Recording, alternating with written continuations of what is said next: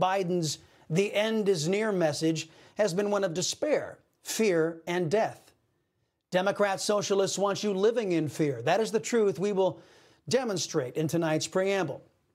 Whether it's rioting from violent BLM and Antifa Biden supporters in liberal cities like Philadelphia, Portland, Seattle, Los Angeles, New York, and Chicago, who are burning, looting, beating, and killing their fellow citizens into submission. Or it's the mainstream press colluding with Biden himself, banging that China virus drum without end. The message is clear. Socialists are giddy when Americans are living in fear. In the last debate, Biden pointed at the camera and delivered his message of hopelessness. He says that we're learning to live with it. People are learning to die with it. You folks home will have an empty chair at the kitchen table this morning. That man or wife going to bed tonight and reaching over to try to touch out of habit where their wife or husband was, is gone. Learning to live with it. Come on. We're dying with it.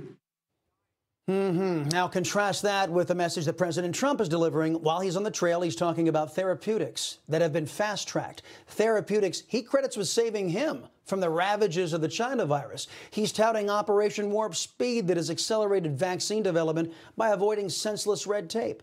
President talks of America turning that proverbial corner in our fight with a virus that was unleashed by Biden's buddies, the filthy communist government of China.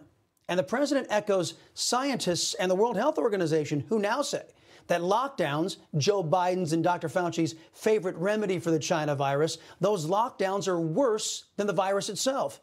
This sentiment was echoed here yesterday on the Chris Salcedo show. But as people are inside, this virus is highly contagious and you're going to catch it. So it is what it is. And we really need freedom from lockdown. That would be my battle cry today. We cannot stay locked in forever. My patients are getting depressed. They're getting overweight. There's some suicide. All sorts of terrible things are happening with the lockdown. We need to move forward and we need to recover from this. And all of this doom and gloom and fear would be nothing if it were not for the megaphone that Biden gets, courtesy of the liberal biased press. Dr. Zuhdi Jasser blasted their complicity and irresponsibility. I can't tell you how much statistical malpractice has been going on in the media. You hear folks like Vice President Biden saying, well, we had 21% of the world's cases and we only have 4% of the world population and all this other nonsense. And at the end of the day, those numbers are very deceiving because 70% of the world is tyrannies that aren't going to test anybody, let alone what they should be. They're not going to report facts. And really, you should compare us to Western countries. And if you look at countries like Sweden and otherwise, the number of tests that we do mean nothing. We have to look at the death rate, the hospital admissions, and also ICU admissions especially. Places are learning their lessons, and we're realizing that kids are getting actually less ill than you would even under influenza. But to look at total number of cases without looking at death rates or ICU admissions or discharges, et cetera, is very deceptive and is pure politics and not fact. Amen to that. Pure politics. Now let me dispense some good news out there. Pollsters are hearing that the debate performance from Biden dished up some truths that these pollsters believe is responsible for the rapidly shifting polls, shifting in favor of President Trump. Americans are tired of living under the dark cloud Democrats are selling. Americans don't want to be locked down. Americans don't want their police defunded. Americans don't want to live in the Democrats' new normal. Voters heard Biden promise death, misery, lockdowns, no more fracking, no more natural gas, no more jobs.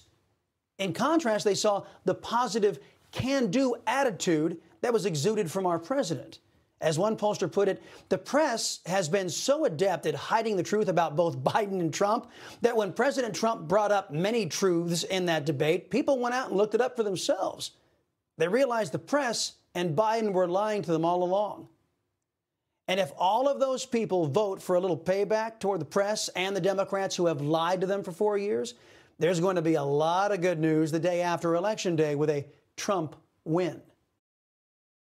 You just watched Newsmax TV, America's fastest growing cable news channel, now in more than 70 million homes. You can get Newsmax TV on your cable system or check your cable guide. And if your system doesn't carry Newsmax, call them, tell them you want Newsmax TV, because we're real news for real people.